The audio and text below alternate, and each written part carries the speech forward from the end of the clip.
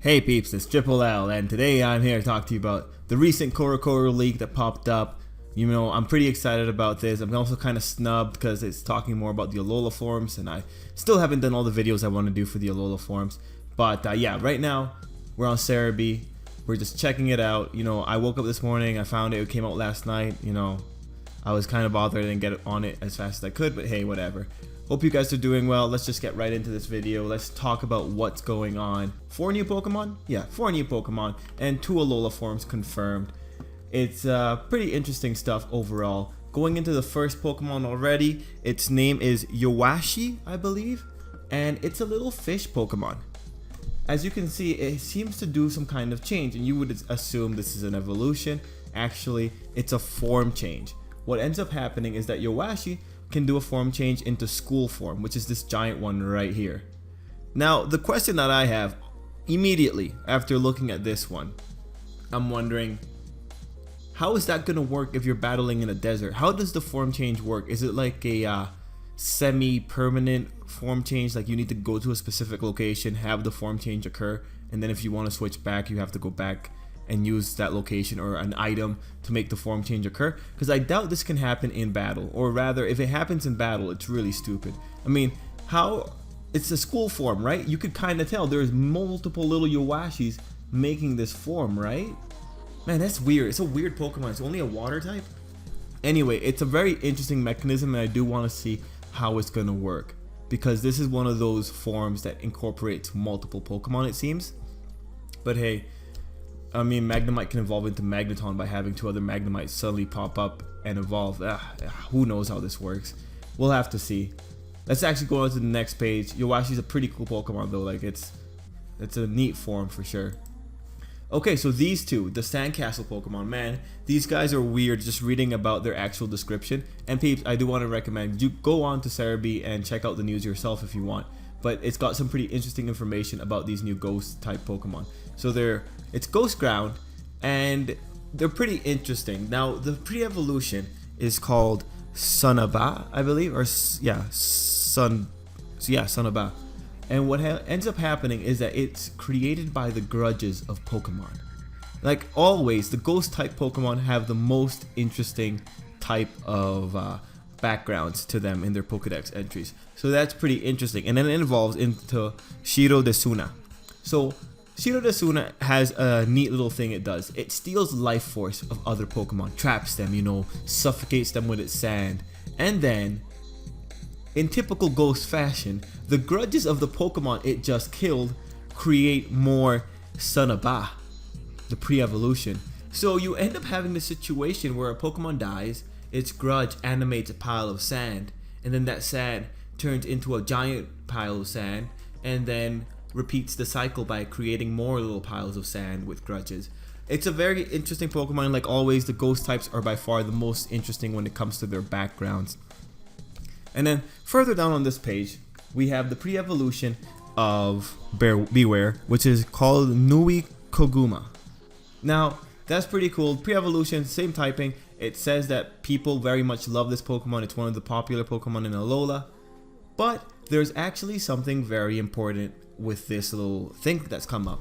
And I want to talk about it as well in this video because it's kind of important information. Recently, there's been a Pokedex leak talking about the full Pokedex for Pokemon Sun and Moon. This is the one they're referring to. It's over at 4chan. You could probably find it if you Google it. Now there's something important here, and this is what's telling me that it's fake, right? Because we have Beware here, but Beware is set as a single evolution Pokemon. It doesn't evolve anywhere else. It's just naturally set. So when you have this little guy popping up, that list is now invalid. A lot of people were calling it fake. I thought it was fake because of the way the legendaries are distributed and there was no more mythic Pokemon after Mergiana. So I'm pretty happy that this confirmed it. But this leak is also, sorry, not leak. Actually, yeah, this is a leak. Coro leaked. Yeah, so this leak is actually also confirming other things in regard to the Alola Forms. And this is important because there was another leak that came out recently that a lot of people jumped on. You might have heard of the Water Arcanine. It's in the next leak that I'm about to talk about. But let's talk about the Alola Forms first. We have Alola Meowth, which is pretty cool. and we have Alola Marowak. Now Marowak, people speculated it was going to happen because Marowak was listed in the bio for one of the trial captains, the fire guy. He was a fire type specialist, and he specifically talked about his Marowak. I'm actually kind of surprised it came out how I would imagine a Marowak to look, a fire type Marowak. I was imagining that it would have like tiki torches on fire, because fire dancing is a pretty big thing on island cultures. Anyway, Marowak evolves into this thing, or sorry, Alola formed into that thing, and the reasoning was because Marowak had to escape from its predators. Its natural predators were just getting too much for it, and it escaped and survived by adapting a new typing. Meowth, on the other hand, got its dark typing by selective breeding by Alola royalty. Now, the interesting thing about having it confirmed that we have Alola royalty, I think it's the Alola royal family. Yeah, after being bred by the royal family of Alola, is that now we have a plot point. There's a royal family. Are they still around, or are they died out? It's just like maybe a trace of the Alola royal family. Regardless, they were able to breed a dark Meowth. So what I'm assuming happened with Meowth as well is kind of the same process that happened with Marowak, and kind of the same process that happened with Vulpix and Sandshrew. That said, it was a more evolutionary based process versus Executor, who seems to have a slightly different mechanism to its change. But that's for another video. Regardless, I'm pretty happy to see these new Alola forms. They're pretty cool looking. And at that point we have like 1, 2, 3, 4, 5 Alola forms across Pokemon lines. I'm not counting Vulpix and Ninetales as separate ones, just the evolution, anything in the evolution lines. Now let's actually compare to this other leak that came out, and this is the one on PokeJungle. So PokeJungle's leak is kind of prominent because this is the one that was confirmed by Mallow. Now guys, here's what you have to understand. Because we don't know the way this initial leak came out, and I mentioned it in one of the videos I've made on this topic before, there's still a chance this is all false. Or just because a leak had an element of truth doesn't disqualify it from being false. It's just, you know, you never know. People get tricky these days. But anyway, let's look at this new information, because right now I think we can kind of throw it away a bit because it doesn't mention the other new Alolan forms. And Ash Greninja appearing in the game, I don't think that's going to happen. I think maybe a variation of Greninja can appear, but not Ash Greninja. Alola Raticate, you know, all these Alola forms are pretty cool, but you do not see Marowak, you do not see Meowth. And I really think Marowak of all Pokemon was the easiest one that you could have put on this list, because it was already being hinted at by the Pokemon official website.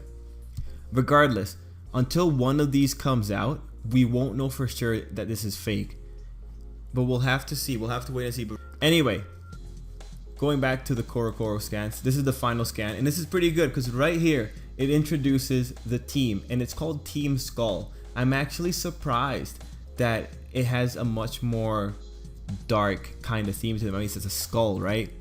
Are they pirates? Well, that'd be pretty cool. But this guy, looking at his glasses right here, he seems pretty hip, pretty fashionable, especially because of the form of the glasses. They look like they're just making jokes, like they're a more kind of whimsical team, but also this probably means they're pretty serious about whatever it is they want to do. They look pretty edgy as well. They look hip and edgy. So pretty cool combination for Team Skull. I'm pretty excited. And now you might be wondering why Rockruff is having such a prominent place here. As you know, Rockruff and the other Alola starters, they were all told to have a secret between all four of them. They have some kind of secret. And now, next Coro, they're going to be revealing the secret of this guy's evolution. So this might be the common factor that these four Pokemon have, or four Pokemon lines have.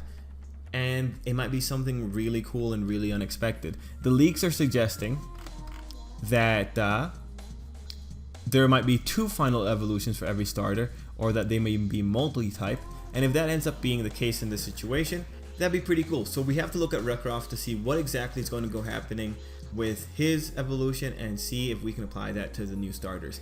Anyway peeps, that's pretty much it. 4 scans that came out. They're pretty interesting, pretty cool. I think these scans can kind of dissuade you from believing the other Pokemon leaks. So yeah, anyways peeps, let me know what you think. Let me know what you think about the 4 new Pokemon. Is it 4? Nah, it's like 1. Well, you know, let me know what you think of all the new Pokemon. And until next time, have a good day.